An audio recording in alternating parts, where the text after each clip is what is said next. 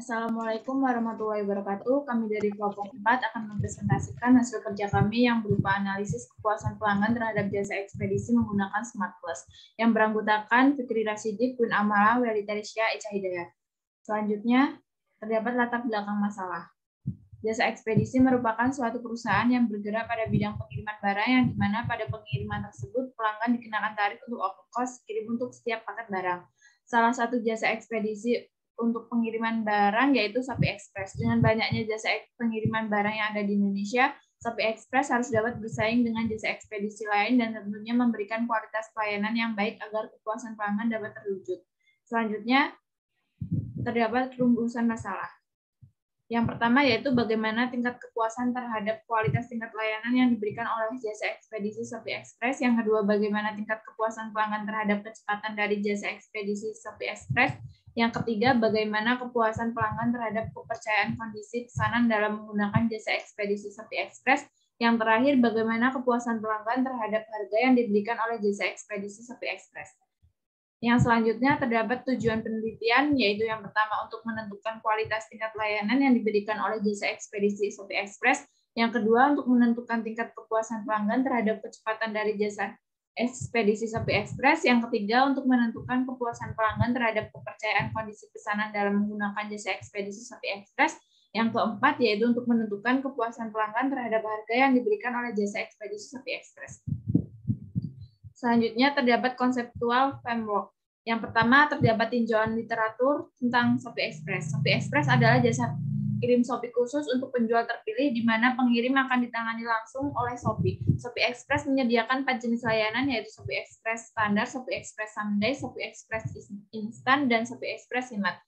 Yang kedua terdapat teori, model, dan hipotesis. Yang pertama terdapat teori. NPS adalah metode yang digunakan sebagai alat pengukuran dan mengontrol untuk tingkat kepuasan pelanggan. Selain itu, NPS berfungsi sebagai pengukur loyalitas pelanggan, tetapi berfungsi juga sebagai alat pemandu loyalitas pelanggan. Penggunaan NPS dengan mengkategorikan pelanggan berdasarkan jawaban mereka melalui pertanyaan yang diberikan oleh kuesioner. Analisis NPS yaitu untuk mengetahui tingkat loyalitas pelanggan terhadap suatu brand dengan mengkategorikan pelanggan menjadi 3 kategori yaitu promoter, pasif, dan detraktor. Dengan responden pada kategori pasif tidak diperhitungkan dalam analisis NPS. Semakin tinggi nilai promoter, semakin rendah nilai detraktor, maka akan semakin baik nilai loyalitas pelanggan suatu brand. Skor dari NPS memudahkan untuk mengatur kedua tolak ukur kinerja internal dan tolak ukur eksternal yang nantinya dibandingkan dengan pesaingnya. Selanjutnya, terdapat model, yaitu model konseptual yang dibentuk variabel terdiri dari kualitas layanan personal, harga, kecepatan, kondisi barang, yang dimana variabel ini akan menjadi komponen penilai untuk mengetahui sebuah pengaruh pada kepuasan komponen terhadap jasa ekspedisi Shopee Express. Adapun model yang dirancang pada penelitian ini. Selanjutnya, terdapat pengolahan data yang didapatkan bahwa nilai outer loading pada indikator P3 dengan variabel price tidak valid atau di bawah 0,5. Sedangkan data dapat diterima apabila nilai outer loading yang lebih dari 0,5.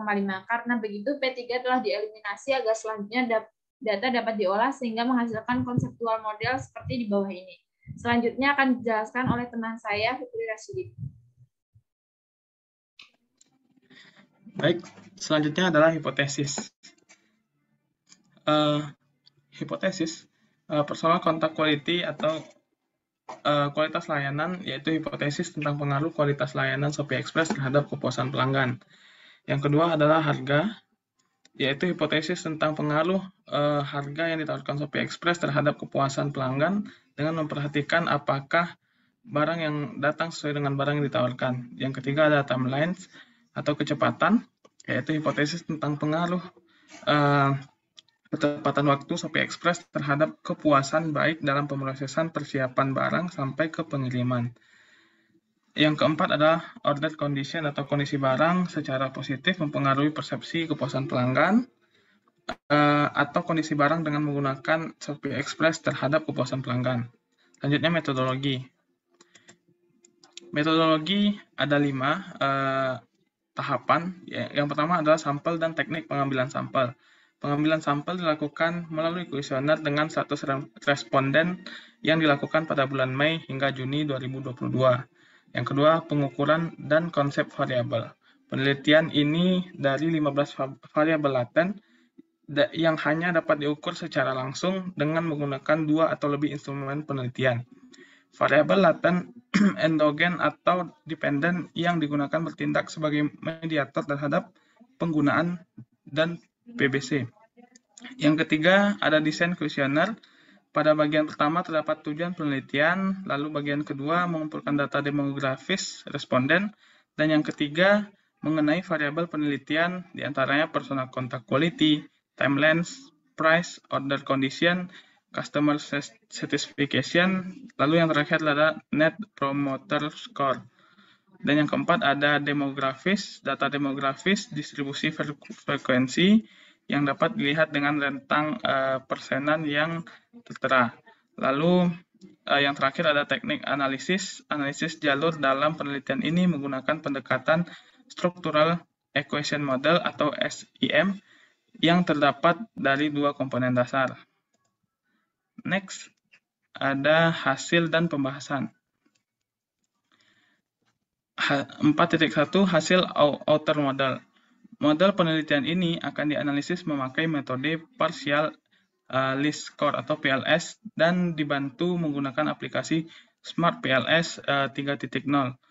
PLS adalah galat satu metode cara lain Structural Equation Modeling atau SEM yang bisa dibuat mengatasi masalah-masalah dalam interaksi di antara variabel yang sangat kompleks. Namun, ukuran sampel data yang kecil hanya memuat 30-100 lebih sampel dan mempunyai perkiraan non-parametrik. Ialah bahwa data tidak mengacu dalam galat satu distribusi tertentu. Bersumber dari Yamin dan Kurniawan 2009. Lalu 4.2 hasil inner model. Inner model merupakan model struktural yang digunakan untuk memprediksi hubungan kausalitas atau hubungan sebab akibat antara variabel laten atau variabel yang tidak dapat diukur secara langsung.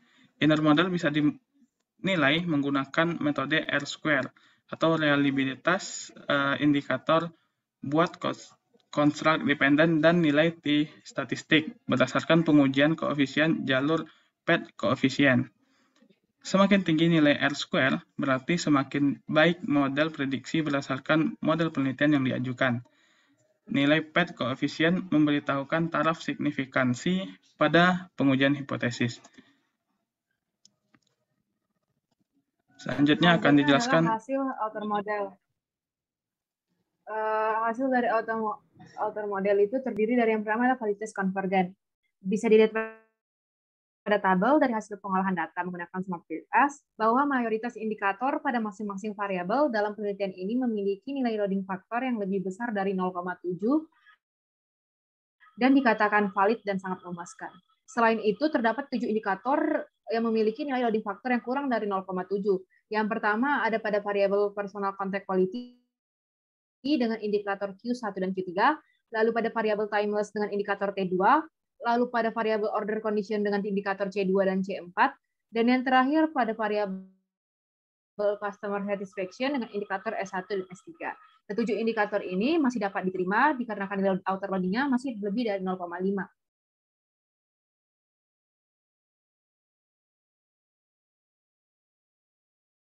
Yang kedua adalah validitas diskriminan atau diskriminan validity.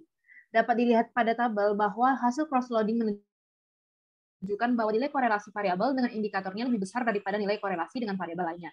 Dengan demikian, bahwa semua variabel atau variabel laten sudah memiliki diskriminan validity yang baik, yang mana indikator dari blok indikator variabel tersebut lebih baik daripada indikator di blok lainnya. Selanjutnya adalah hasil pengujian Fornell-Lecker yang mana apabila akar kuadrat AV untuk masing-masing variabel lebih besar dari korelasi antara dua variabel di dalam model, maka dikatakan bahwa model memiliki diskriminan validity yang baik. Nilai AV yang baik disyaratkan memiliki nilai lebih besar dari 0,5. Hasil yang direkomendasikan adalah nilai akar AV harus lebih tinggi dari korelasi antar variabel. Pada pengolahan data ini didapatkan bahwa seluruh variabel menunjukkan nilai AV yang lebih besar dari 0,5. Lalu setelah itu didapatkan seluruh nilai variabel bernilai lebih dari 0,5, maka akan lakukan perbandingan akar kuadrat AV dengan korelasi antar variabel dalam model sehingga didapatkan hasil sesuai tabel berikut. Dari hasil di atas, data ditunjukkan bahwa nilai akar kuadrat AP untuk masing-masing variabel lebih besar daripada nilai korelasinya, sehingga variabel dalam model penelitian ini masih dapat dikatakan memiliki diskriminan validity yang baik. Selanjutnya adalah composite reliability, yaitu setelah dilakukan pengujian validitas konvergen dan validitas diskriminan, maka pengujian reliabilitas variabel laten ini akan diukur melalui nilai composite reliability-nya. Variabel dinyatakan reliable jika composite reliability-nya memiliki nilai lebih dari 0,7, maka variabel dinyatakan reliable. Berikut adalah hasil atau nilai composite reliability yang didapatkan. Dari hasil output tersebut menunjukkan bahwa nilai composite reliability untuk semua variabel berada di atas 0,7. Dengan nilai yang dihasilkan tersebut, semua variabel memiliki reliabilitas yang baik sesuai dengan batas nilai minimum yang telah disyaratkan. Selanjutnya hasil inner model akan dijelaskan oleh Echa Hidayat. Selanjutnya ada inner model. Yang pertama adalah analisis varian atau uji determinansi yang dimana dilakukan untuk menentukan dan memprediksi seberapa besar atau penting kontribusi pengaruh yang diberikan oleh variabel independen secara bersama-sama terhadap variabel dependen. Nilai dari koefisien tersebut dihasilkan pada tabel berikut, sehingga variabel tersebut mampu menjelaskan variabilitas kontras customer satisfaction sebesar 48,6%. Next.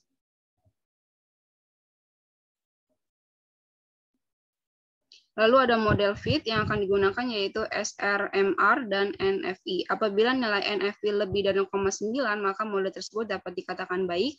Dan jika nilai SRMR kurang dari 0,1, maka model juga dapat dikatakan dengan baik. Pada tabel tersebut, nilai NFI yang didapatkan adalah 0,538, yang mana kurang dari 0,9, sehingga hasil NFI dinyatakan bahwa model ini belum baik, dan nilai SMR yang dihasilkan yaitu 0,095, maka hasil SRMR adalah model dapat dikatakan dengan baik. Next. Lalu ada pengujian hipotesis yang dilakukan dari output pengujian inner model yang mencakup hasil R-square, koefisien parameter, dan tes statistik. Nilai-nilai tersebut dapat didapatkan dari output bootstrapping yang dipakai dalam penelitian ini merupakan tes statistik lebih dari 1,95 menggunakan taraf signifikan p-value 0,05 atau 5% dan koefisien beta bernilai positif. Berikut adalah tabel PET koefisien yang menunjukkan hasil hipotesis tersebut. Untuk hipotesis pertama yaitu personal contact quality secara positif mempengaruhi perspektif customer satisfaction. Hasil yang didapat yaitu sebesar 0,281 dan tes statistik yaitu sebesar 2,757. Dari hasil tersebut, tes statistik signifikan karena lebih dari 1,96 dan p-value kurang dari 0,05 sehingga disimpulkan bahwa hipotesis pertama dapat diterima. Next. Lalu hipotesis kedua menguji apakah price secara positif mempengaruhi customer satisfaction. Hasil pengujian didapatkan sebesar tes statistiknya yaitu 0,125 dan tes statistik yaitu sebesar 1,059. Dari hasil tersebut, tes statistik tidak signifikan karena kurang dari 1,96 dengan p-value lebih dari 0,05 sehingga disimpulkan bahwa hipotesis kedua ditolak. Lalu yang ketiga, hipotesis ketiga menguji apakah timeless atau kecepatan secara positif mempengaruhi customer satisfaction. Dari hasil tersebut didapatkan 0,343 dan tes statistik yaitu sebesar 2,709.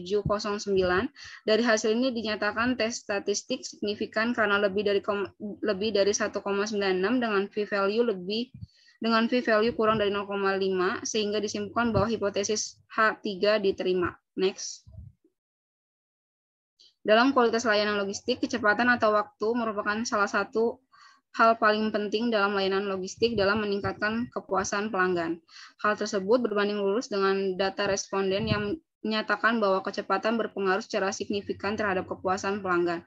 Lalu untuk hipotesis keempat, menguji apakah order condition secara positif mempengaruhi customer satisfaction. Hasil pengujian menunjukkan nilai koefisien beta order condition terhadap customer satisfaction sebesar 0,068 dan tes statistik yaitu sebesar 0,546. Dari hasil ini dinyatakan tes statistik tidak signifikan dengan p-value lebih dari 0,5 sehingga disimpulkan bahwa hipotesis keempat ditolak. Next.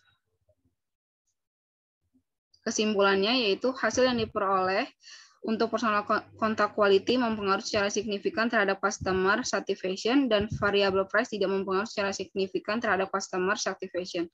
Untuk variable price dapat dipengaruhi karena price yang ditawarkan oleh jasa ekspedisi tidak sesuai dengan kondisi barang atau produk yang sampai ke konsumen.